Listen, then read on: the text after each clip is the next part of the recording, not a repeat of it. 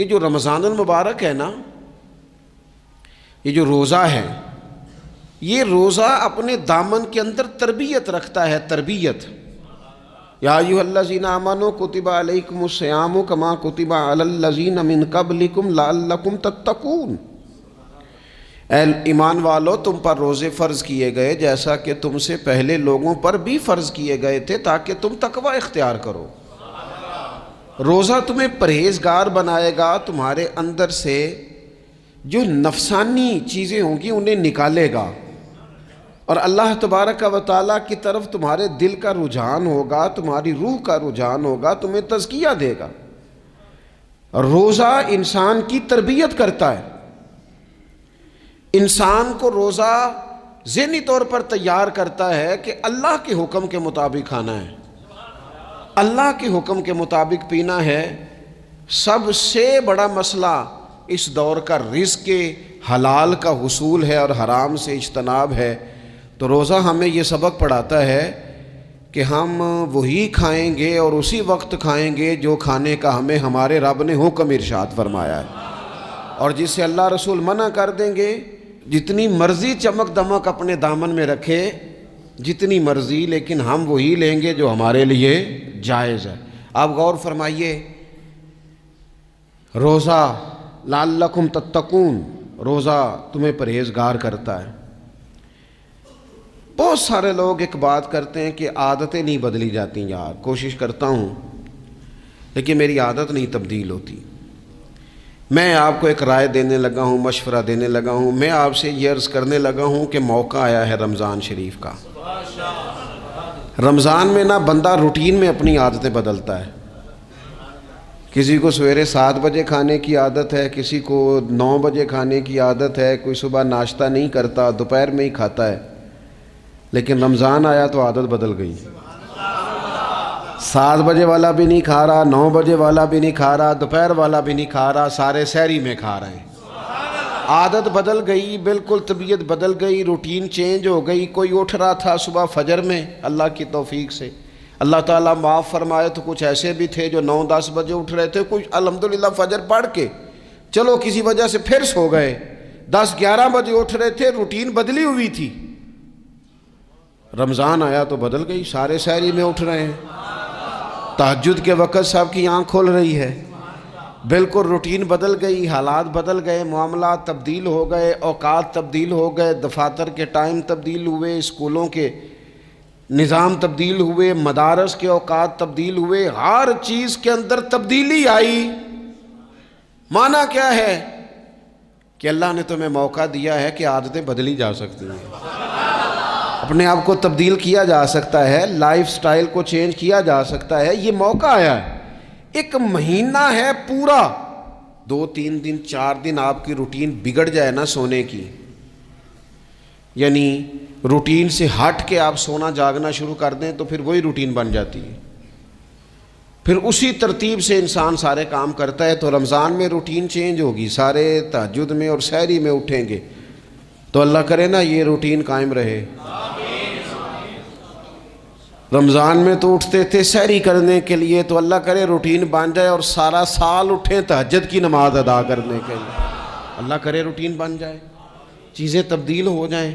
وہ لوگ جن کو ڈاکٹر کہہ رہے تھے کہ دوائی بھی کھانی ہے اور پرہیز بھی کرنا ہے، تو وہ کہہ رہے تھے جی دوائی کھانا تو آسان ہے، پرہیز کرنا مشکل ہے، تو بدلنے لگی ہے نا روٹین، آ گیا نا رمضان، پرہیز کا ٹائم شروع ہو گیا۔ لہذا بہترین فائدہ یہ ہوگا کہ رمضان میں پرہیز ہوگی، ڈائٹ پلان بالکل بنایا جا سکتا ہے، اس میں چیزوں کو بالکل مرتب کیا جا سکتا ہے۔ تو رمضان شریف کے آنے سے پہلے ذہنی طور پر اپنی عادات کی تبدیلی کا پروگرام بنائیں، عادتیں بدل جایا کرتی ہیں۔ رسول کریم دنیا میں آئے وَيُزَكِّيكُمْ، حضور تزکیہ کرنے تو آئے ہیں، عادتیں بدلنے تو تشریف لائے ہیں۔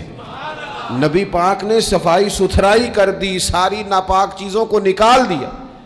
تو روٹین دیکھیں کہ رمضان میں تقوی کے حصول کے لیے اپنی عادات کو تبدیل کرنا ہے، اور اس کے لیے ذہنی طور پر اپنے آپ کو تیار کریں۔ وہ جو کہتے ہیں بچے سویرے نہیں اٹھتے، وہ روٹین بنا لیں، یہ موقع آیا ہے، ابھی سے ارادہ کر لیں کہ جناب ہم نے اس ترتیب سے اپنے گھر کو، ماحول کو، بچوں کو اس ترتیب سے ہم نے مرتب کرنا ہے چیزوں کو. یہ آپ ارادہ کریں، اللہ تعالیٰ مدد فرمائے گا. رمضان المبارک کی جو خاص فضیلت ہے، اس خاص فضیلت کو رمضان آنے سے پہلے ذہن میں بٹھا لیں، اور رمضان المبارک پورے کا پورا اس ذوق سے گزاریں کہ ذہن میں بات موجود ہو، ذہن میں، کہ دراصل رمضان کیا ہے.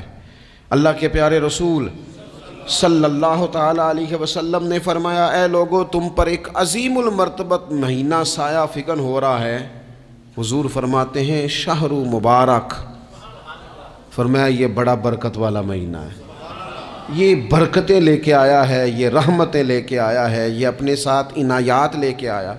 اور نبی اکرم صلی اللہ تعالیٰ علیہ وآلہ وسلم نے فرمایا جو بندہ بھی قرب الہی کی نیت سے رمضان میں نیکی کا طلبگار ہوگا، فرمایا وہ اگر نفل نیکی کرے گا نا تو اللہ تعالیٰ اسے فرض کے برابر ثواب عطا فرمائے گا. اور حضور علیہ الصلوۃ والسلام فرماتے ہیں جو اس مہینے میں ایک فرض ادا کرے گا اللہ 70 فرضوں کے برابر اجر عطا کرے گا. اپنے ذہن میں ایک بات بٹھائی جائے، ذہن میں یہ بات بٹھائی جائے کہ یہ نا برکت والا مہینہ ہے، اس میں میرا ثواب بڑا ضربوں کے ساتھ آگے بڑھے گا. ایک ذہن بنایا جائے اور پھر ثواب اکٹھا کرنا شروع کر دیا جائے. پھر وہ ترتیب بنا لی جائے، کاروباری نہیں، روحانی ترتیب، کاروباری نہیں، یعنی نئے سے نئے سٹال نہ تیار کیے جائیں. مہنگائی کیسے کرنی ہے اور کس طرح کر کے کن چیزوں کی آج کل مانگ ہوگی، کس ترتیب سے سودا پہلے ہی خریدنا ہے، مہنگا کیسے کرنا ہے، اللہ معاف کرے مصنوعی قلت کیسے پیدا کرنی ہے، کمائی کیسے کرنی ہے. رمضان کے اندر جناب لوگ ساری ترتیب لگا کے، ساری. میرے ایک دوست ہیں میڈیکل کے شعبے سے وابستہ ہیں، تو مجھے کہنے لگے کہ ڈاکٹر بھی اپنی روٹین بدلتے ہیں اور معدے والی ساری دوائیاں بھی اکٹھی کر لیتے ہیں کیونکہ رمضان آنے والا ہے، یہ زیادہ لوگ استعمال کریں گے.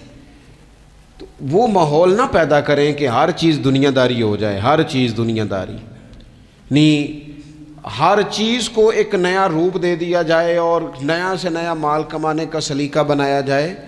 میں اکثر کہا کرتا ہوں کہ رمضان تو اس لیے تھا نا کہ اس میں کم کھانا ہے، تھوڑا کھانا ہے، لیکن اگر بندہ کہے کہ میں نے صبح کا چونکہ کھایا نہیں لہذا اب شام کو اتنا کھانا ہے کہ ہفتے سے پہلے ڈاکٹر کے پاس بھی جانا ہے، میں نے وہ سارا پوری کرنی ہے روٹین، تو پھر وہ مقصد کو نہیں نہ سمجھا، پھر اس نے اس خوبصورتی کو نہیں پایا جو خوبصورتی اس کو دین دینا چاہتا تھا. ایک تو رمضان کی فضیلت کو سمجھنا ہے، اور پھر جب ہم روزہ دار ہیں، ہم نے روزہ رکھا ہوا ہے، تو نبی پاک علیہ السلام نے خود اس مفہوم کو کھول کے بیان کیا. فرمایا جس بندے نے جھوٹ نہیں چھوڑا، گناہ نہیں چھوڑا، گویا غیبت نہیں چھوڑی، بدی نہیں چھوڑی، تو اللہ کے محبوب علیہ الصلوۃ والسلام فرماتے ہیں پھر اللہ تعالیٰ کو اس کے بھوکا پیاسا رہنے کی تو کوئی ضرورت نہیں، کیونکہ لعلکم تتقون، تقوی اختیار کرنا تو روزے کا مقصد تھا. اور اگر اس نے وہ بات کو سمجھا ہی نہیں، استاد کے لیے صرف استاد ہو جانا ہی ضروری نہیں، اس کو پھر اپنے منصب کا لحاظ کرنا بھی ضروری ہے کہ میں استاد ہوں. والد کا صرف والد ہو جانا ہی کمال نہیں، اس کو پھر اس منصب کے تقاضوں کو بھی سمجھنا چاہیے کہ اب میں ایک باپ ہوں، اب میں روٹین میں وہ آزاد نہیں ہوں کہ جہاں میرا جی چاہے گا جاؤں گا، جہاں میری طبیعت چاہے گی میں کھاؤں گا، جہاں میرا دل کرے گا میں وہ کام کروں گا. اب آپ سرپرست ہیں، سربراہ ہیں. انسان دیکھیں نا، ایک شخص ہے وہ عالم ہے، علم پڑھ لینا صرف کمال نہیں، وہ اپنے منصب کو بھی تو سمجھے نا، اس منصب کے وقار کو، اس کے لحاظ کو بھی تو سمجھے نا. ایک آدمی اگر عمر رسیدہ ہے، بڑا ہے، بزرگ ہے، اور وہ چاہتا ہے کہ میری بزرگی کی وجہ سے میرا اکرام کیا جائے، تو اسے اپنے منصب کا بھی لحاظ کرنا پڑے گا. اس کو حضرت سعدی فرمایا کرتے تھے میں نے 18 سال کے بزرگ دیکھے اور میں نے 75 سال کے بچے دیکھے. حضور کیا مطلب؟ فرمانے لگے عمر ہو گئی لیکن اپنے منصب کا خیال نہ کیا، عادات بچوں والی رہی۔ اور فرماتے میں نے ایسے لوگ دیکھے جن کو شروع وقت میں ہی اللہ والوں کی صحبت نصیب آئی، تو وہ جو بزرگی ہے وہ پھر عمر کی وجہ سے نہیں ملی، وہ اللہ نے علم اور عمل کی وجہ سے عطا فرما دی۔ تو اپنے منصب کا لحاظ کرنا کہ میرا یہ منصب ہے۔ اسی طرح جب ہم نے روزہ رکھا ہوا ہوگا نا تو پھر ہم نے اس منصب کا بھی لحاظ کرنا ہے کہ میں روزے دار ہوں۔ پھر خالی بھوکے پیاسا نہیں رہنا۔ رسول پاک صلی اللہ تعالیٰ علیہ وآلہ وسلم نے پتہ ہے روزے دار کی فضیلت کیا بیان فرمائی؟ اللہ کے محبوب صلی اللہ تعالیٰ علیہ وسلم فرماتے ہیں کہ رب فرماتا ہے ابن آدم کا ہر عمل اس کے لیے ہے، روزہ میرے لیے، اور فرمایا میں خود جزا دوں گا روزے کی، میں خود جزا دوں گا روزے کی۔ اور حضور فرماتے ہیں روزہ ڈھال ہے، جو شخص روزہ دار ہو وہ بےہودگی سے، فحش گوئی سے اجتناب کرے۔ اور اللہ کے محبوب صلی اللہ تعالیٰ علیہ وسلم فرماتے ہیں اگر کوئی شخص اسے گالی دے، اگر کوئی شخص اس سے جھگڑا کرنا چاہے تو پتہ کیا جواب دے؟ اسے کہے بھئی میں روزے دار ہوں، میرے منصب کا تقاضا نہیں کہ میں تیرے ساتھ الجھوں۔ اور رسول پاک صلی اللہ علیہ وسلم فرمانے لگے اوہو اتنی بڑی بات۔ حضور فرمانے لگے، یہ صحیح مسلم کے لفظ ہیں، کریم محبوب فرمانے لگے مجھے اس رب کی عزت کی قسم جس کے قبضے میں محمد عربی صلی اللہ علیہ وسلم کی جان ہے، حضور فرماتے ہیں روزہ دار کے منہ کی خوشبو اللہ تعالیٰ کے نزدیک قیامت کے دن مشک کی خوشبو سے بھی زیادہ وقت والی ہوگی۔ اس کے منہ سے جو خوشبو آتی ہے قیامت میں مشک پیچھے رہ جائے گا، اور رب کی بارگاہ میں صرف روزہ دار کے منہ سے۔